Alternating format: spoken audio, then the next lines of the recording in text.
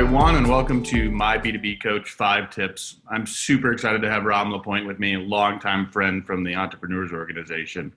Good morning, Rom. Why don't you tell us a little bit about yourself and then go right into your 5 tips? All right, great. Thanks, John. Happy to be here. Thanks for having me.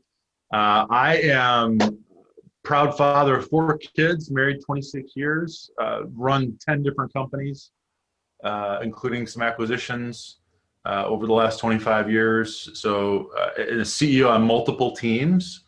My background really has been in technology, training, some manufacturing based here in the Detroit, Michigan area, and been an entrepreneur organization member, EO member for about 15 of those years. And so through my experience, through working with EO, through all the wonderful resources in EO, both peer-to-peer and experts that have come in, I ended up hiring a bunch of coaches, facilitators when I was building my companies. And so I've learned a lot over those years. I had my last exit a few years ago, and now I'm working with companies and leadership teams helping them. Nice. Very good. So all that experience tells me about the 5 tips. So the 5 tips that I think are really important, especially this time of year, we're towards the end of the year, looking at the next year. And this has been an interesting year in 2020, right? Never forget it.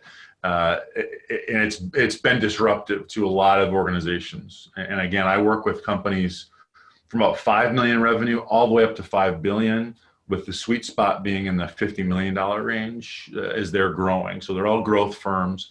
And we've all had different reactions to COVID this year. And one of the things that the winners, the companies that are figuring it out and pivoting and still ending up to being profitable this year, managing through this year, they've stuck to their consistent rhythm of leadership planning sessions. And that's what my 5 tips are about. Oh, great. So 5 tips to running sort of great leadership planning sessions, whether that looks like a 1-day or a 2-day annual. Strategic planning historically has been you get together at a big offsite and then you have a big binder, you put it on the shelf, and no one looks at it anymore. But the trend over the last 10 years or so started about 20 years ago. But in the last 10 years, with organizations like Scaling Up with Vern Harnish and Traction EOS with Gina Wickman and the gang over there, we've got into a quarterly mode. So many leaders and entrepreneurs now are doing quarterly 1-day leadership planning session and then a 2-day annual. And they have a living plan, and it's fantastic. What I'm seeing, though, and what I've seen, again, as the CEO that's hired a coach or implementer or facilitator, and also now helping many other companies of different industries, some things that really make them great. So those 5 things are really, number 1, you're investing in that full day or 2-day annual planning session. Do the work in between. So the weekly rhythm, whether it's a weekly tactical meeting, whatever agenda you follow, having the weekly touch base of 30 to 90 minutes with your leadership team to really keep the momentum going. I think of the leadership planning sessions in a musical analogy as sort of the crescendo leading up to them. So there's this big work to get ready for the leadership, 1-day or 2-day session, and then it goes down. That decay can be stoppage of work if you're not meeting regularly. So the regular meetings in between, super important.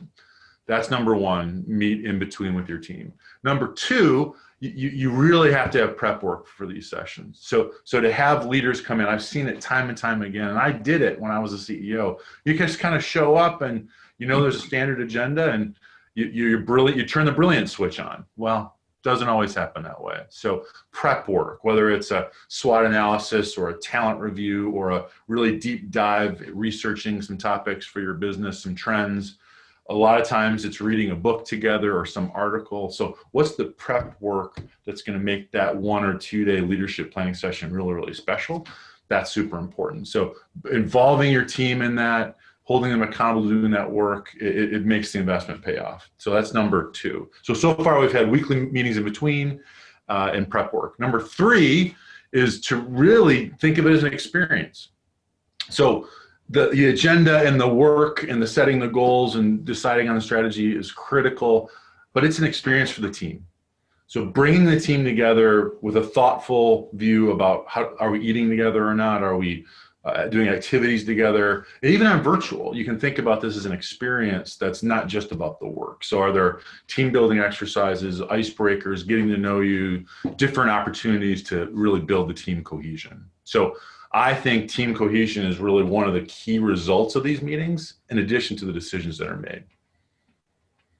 So weekly meetings in between, do the prep work. Number 3, really make an experience. So 4 and 5, now let's get into the sort of tactical things. Number 4 is hire a third party to help guide you, whether that's an integrator, implementer, coach, facilitator. Those are all synonymous in a sense. Have someone else run the meeting, though, if you're the CEO. And my experience is there, and I've done it the right way and the wrong way. So have someone come in, they can collaborate with you on what that experience looks like.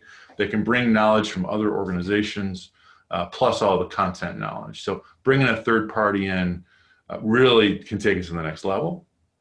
And finally, really it's about you, the leader, the CEO, the president, whatever your title is, the leader of the organization's commitment. So you need to be committed to these days, whether it's a 1-day or 2-day, whatever, these leadership planning sessions, commit to them being critically important to you and your organization. Those are great 5 tips, and I've lived it as both a CEO and a facilitator.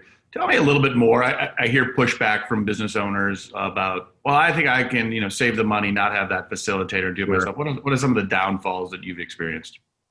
Yeah, well, I have direct experience twice when we hired an outside person in my company, and we went for a few quarters, and when we went for a year with that person, and then we brought it internal. And it was part of my ego. Partially, my team was encouraging it. They're like, let's put the money to better use or whatever. And so we brought it internal. And inevitably, we had good meetings in terms of they followed my agenda, but it kind of became the Rom show, or the, whoever the CEO is, becomes your show. And I was thinking about the timing and what was next and when's lunch coming in and, all of those dynamics, not really listening intently.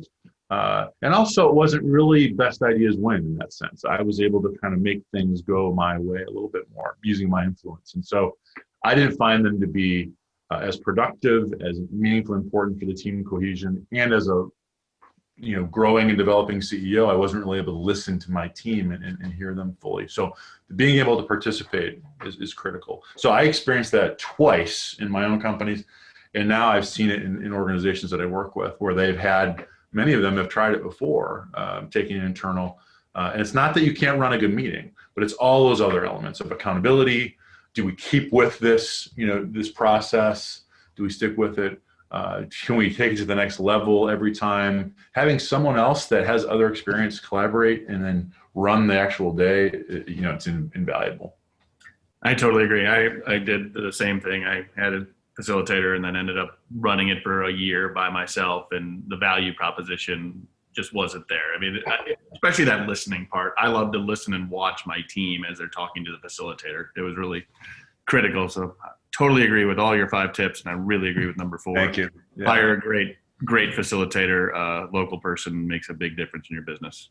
Yeah, and I want to be sure, John. I don't want it to come off as self-serving, because that's the work that I do. I think that these 5 tips kind of all come together is this. It's up to the CEO's commitment, and part of that commitment is putting some investment behind that. Whether that's hiring someone, going to a really great space that you're socially distant, whatever that is, but making it a big deal. I've seen CEOs roll in that are spending the money, they're doing all the other things, but they kind of roll into these meetings passively. And this does not work. I mean, this is to take a cue from Pat Lencioni, who wrote Death by Meeting and lots of other great books.